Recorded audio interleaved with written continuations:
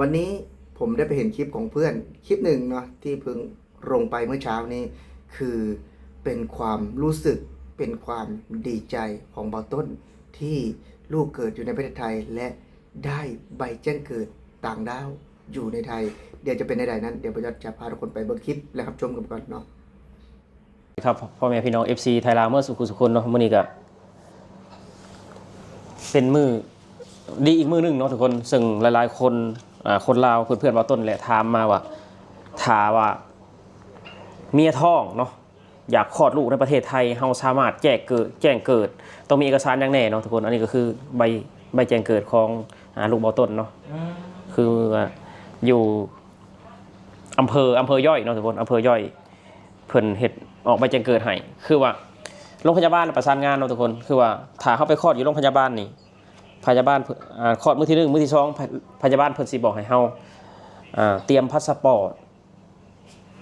บัตรอนุญาตทำงานบัตรสีชมพูเนาะทุกคนทุกอย่างที่มีบัตรเนาะเพิ่นสิเอาไปหมดแล้วก็สำเนาทะเบียนบ้านของเฒ่าแก่เนาะที่เฮาจะเอาเข้าเนาะสำเนาทะเบียนบ้านของเฒ่าแก่มันต้องลิงก์กันกับบัตรแรงงานเฮาพร้อมต้องเป็นชื่อเดียวกันทุกคนบ่แม่นว่าสิไปเอาเขามาสู้อ่ะบ่แม่นว่าสิไปเฮ็ดใบอนุญาตทำงานจากคนหนึ่งแล้วมาขอเข้าทะเบียนบ้านคนหนึ่งแม่นแต่นั้นบ่ได้นะทุกคนมันต้องลิงก์กันข้อมูลต้องลิงก์กันในนามแบบว่าในกรณีแบบว่าบ่มีทะเบียนบ้านเฒ่าแก่นี่บ่ต้นก็บ่ฮู้นะว่าสิเข้าได้หรือบ่ต้นว่าอาจจะบ่ได้เนาะทุกคนอาจจะเข้าทะเบียนเข้าแจ้งเกิดได้ว่าง่ายซะคืออยู่ในกฎหมายไทยคุณต้องเอาเข้าทะเบียนบ้านหรือว่าแจ้งเกิดภายใน15วันเนาะภายใน15วันถ้าว่าเกินไปกว่านั้นอาจมีโทษหรือว่าถูกปรับนะทุกคนเนาะคือว่าเจ้าหน้าที่บอกบ่ต้นว่าจังซั่นเนาะแล้วก็เป็นชื่อเนาะทุกคนเป็นชื่อเกิดวันที่เท่านั้นเวลาเท่านั้นโมงเท่านี้โมงคือว่าใบแจ้งเกิดเพิ่นสิบอกละเอียดทุกคนเนาะเป็นครั้งแรกของบ่ต้นเลยทุกคนบ่ต้นก็ดีใจนะได้ไปแจ้งเกิดทุกคนถึงว่าเป็นคนต่างดาวก็ดีใจทุกคนเพราะว่าเจ้าหน้าที่ไทยนี่เพิ่นต้อนรับอย่างดีเลยแหละเนาะเพิ่นต้อนรับอย่างดีก็สิมีชื่อพ่อชื่อแม่เนาะทุกคนก็มีลายเซ็นพ่อคือลายเซ็นบ่ต้นเองนี่เนาะเกิดเวลา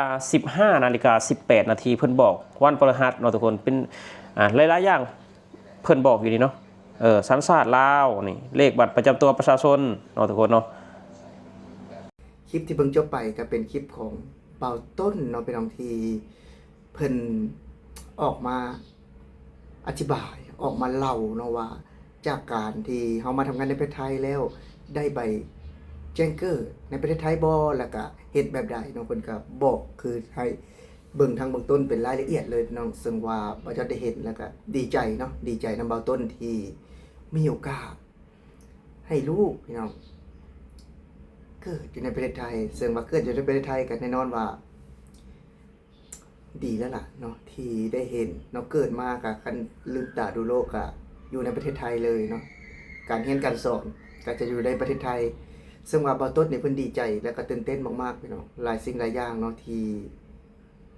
เพิ่นดีใจที่ได้อยู่ในประเทศไทยนั่นก็คือเรื่องของลูกพี่น้องที่ได้เกิดในประเทศไทยเนาะแล้วก็เพิ่นบอกว่าใบแจ้งเกิดในประเทศไทยนะคือ15วันเนาะเกิดมาบ่ให้เกิด15วันต้องไปแจ้งเกิดเนาะแต่คือทางบ้านเบายอดเนาะ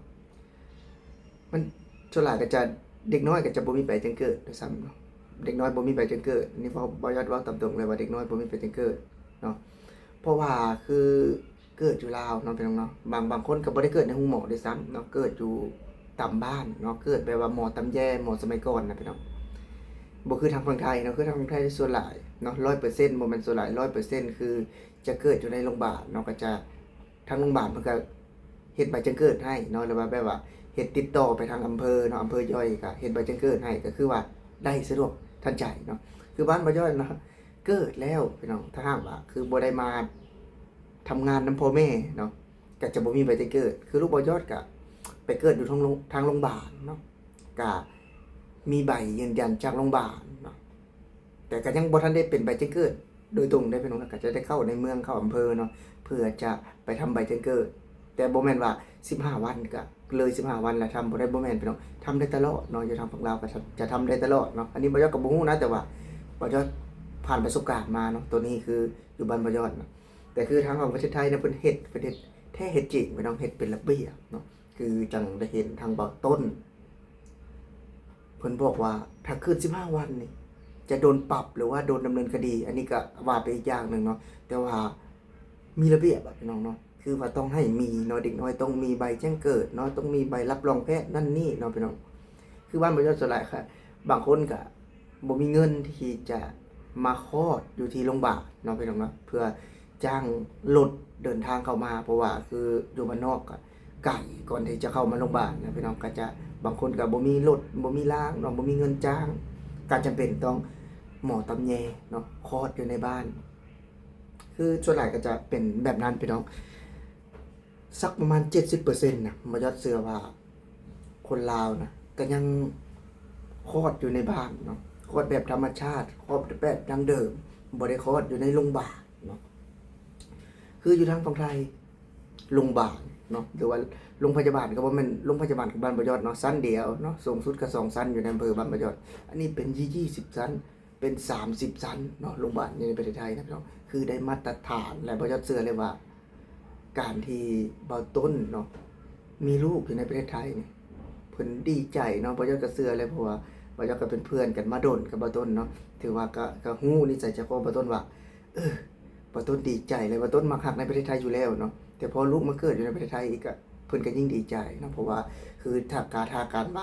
มาเข้าเรียนในประเทศไทยก็เพียงแต่ที่อยู่ของพ่อแม่แล้วก็บัตรใบแจ้งเกิดนั่นคือจะสามารถเข้าได้เลยเนาะแต่ถ้าหากว่าคืออยู่บ้านเนาะมาก็จะได้เฮ็ดพาสปอร์ตนั่นนี่เนาะหลายอย่างคือ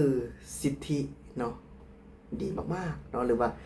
น้องเมษาเนี่ยก็ถือเป็นคนที่มีบุญนะพี่น้องเนาะเป็นคนที่มีบุญที่ได้อาศัยอยู่พื้นแผ่นดินไทยเนาะโดยที่เกิดอยู่ในประเทศไทยเนาะศึกษาอยู่ในประเทศไทยอันนี้ก็บ่ยอดก็ดีใจดีใจนํเพื่อนเนาะดีใจนํพี่ที่ได้สิ่งดีๆเนาะได้สิ่งดีๆที่อยู่ในประเทศไทยพี่น้องก็สำหรับคลิปนี้เนาะสำหรับผู้ใดที่เข้าเบิ่งแล้วก็พี่น้องเด้อก็อย่าลืมฝากกดแชร์กดไลค์กดติดตามเพื่อเป็นกำลังใจให้ช่องน้อยๆของบ่ยอดเนาะสำหรับมื้อนี้พี่น้องบ่ยอดสิขอลาพี่และน้องไปเบิดสุขคนเนาะสำหรับผู้ใดที่เข้าเบิ่งแล้วก็ขอให้มีสุขภาพแข็งแรงพี่น้องโชคมานร่ำรวยเนาะสำหรับวันนี้สิขอกล่าวคำว่าสวัสดีครับเบิดสุขคนเนาะ